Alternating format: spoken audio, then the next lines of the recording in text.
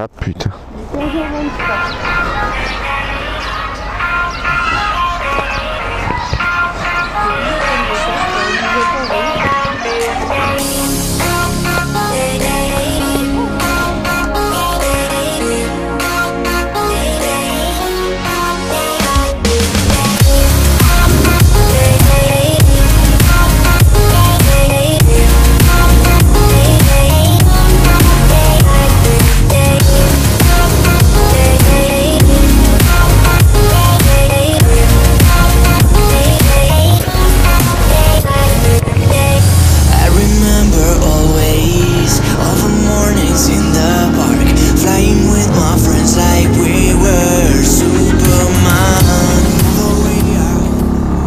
Salut tout le monde. Alors aujourd'hui ce sera une petite vidéo sur la mâche pour vous donner des nouvelles.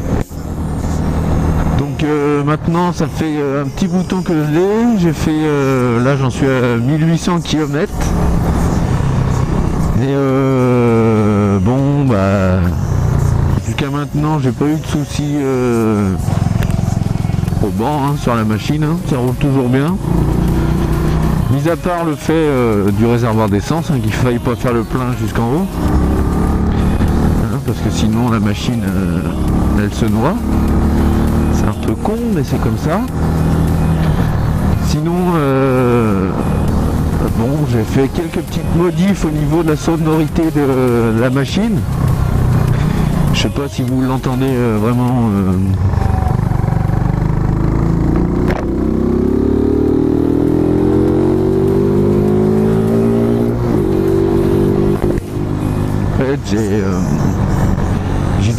J'ai viré un morceau du filtre à air, enfin du filtre à air, une espèce de cône là qui ressemble à un champignon qui est pris dans le filtre à air. Ça je l'ai viré, donc ça gêne pas du tout la filtration de l'air, hein, parce que ça enlève pas du tout le filtre.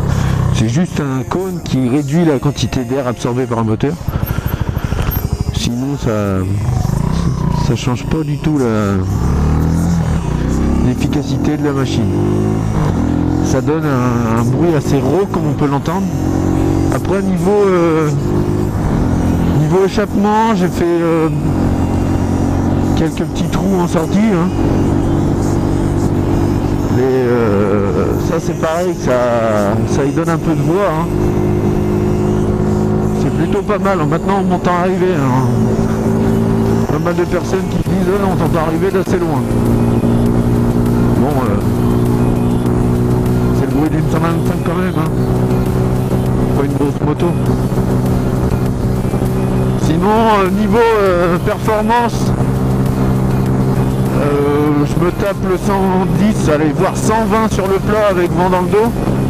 Mais sinon, 110 régulièrement, hein. Bah, j'y suis presque à 110 là. Mais je suis pas à fond. Voilà. Là je suis au max de la machine. Elle ne peut pas faire mieux que ça. Là oui, ça descend un peu. Je suis presque au 120. Mais elle a du mal à y aller au 120 quand même. Niveau du freinage, je sens, depuis que j'ai acheté, je sens un gros changement au niveau de la pédale arrière en fait. Qui est très très molle, la garde est super loin. J'ai pas trop regardé le réglage, mais j'ai regardé le réglage, il est pas mauvais quoi, enfin il est pas trop défaillant, mais je pense que c'est les plaquettes d'origine là, c'est de la merde. On dirait du chewing-gum, on appuie, ça vient en contact mais ça freine pas quoi. Donc qu'est-ce qu'il fait lui?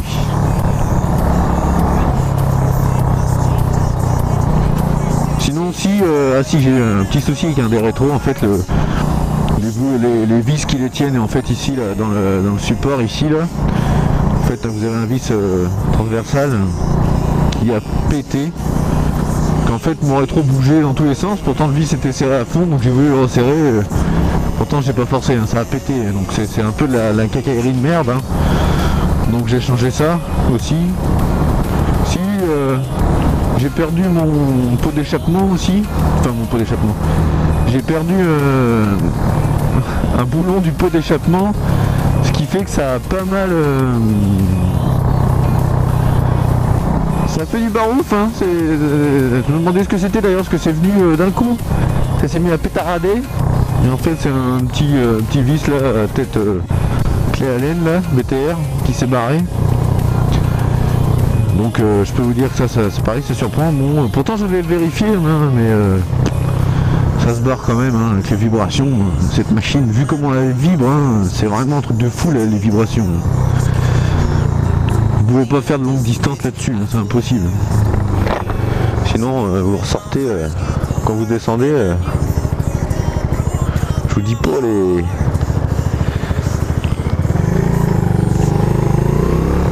En fait ça vous gratte. Ça gratte tellement ça vibre.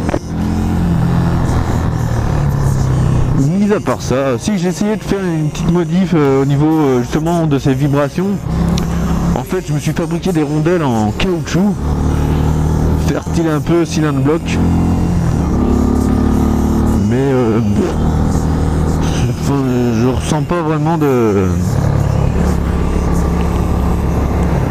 changement notoire au niveau de la vibration. C'est vraiment que dalle, que dalle, que dalle.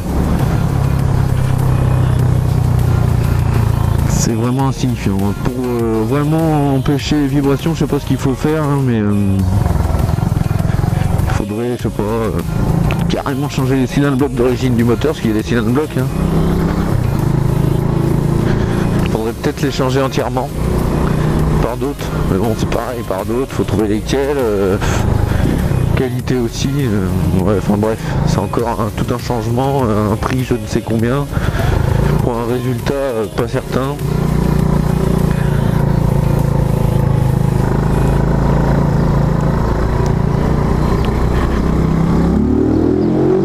Vous entendez bien là le changement de ton de la machine.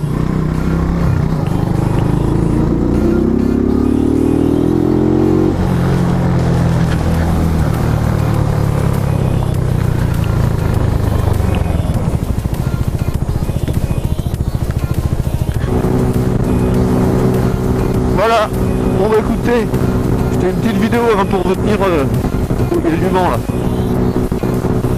pour vous tenir sur la moto, hein. Ce que j'avais pu faire dessus, si elle roulait toujours. Au niveau de ceux qui se posent des questions sur les motomaches, parce que moi aussi hein, au début je me posais des questions si je l'achetais ou pas, vu les commentaires qu'il y avait sur ces motos là. Bon, vous pouvez, enfin moi sur celle que j'ai pas encore eu de problème. Elle dort à l'abri forcément, hein. J'avais prévu parce que j'avais lu qu'il y avait eu beaucoup de problèmes de motos qui rouillaient quand même beaucoup. Donc sur la mienne, la version 2017, je sais pas s'ils ont remédié au problème en mettant de la visserie un peu de meilleure qualité. Mais vous voyez ces putains de rétro qui tient pas là, ça me les brise ça.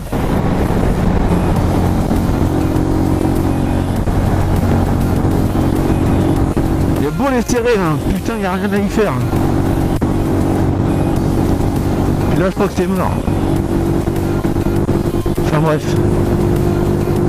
C'est une moto entrée de gamme, faut pas s'attendre à un truc de ouf.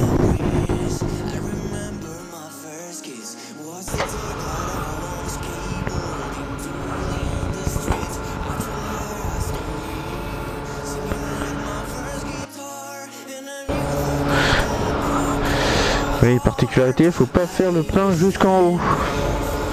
Quoi ? Faut pas faire le plein jusqu'en haut dans celle-là. Sinon tu roules plus. Alors jusqu'en haut, je sais pas ce qu'ils appellent jusqu'en haut mais...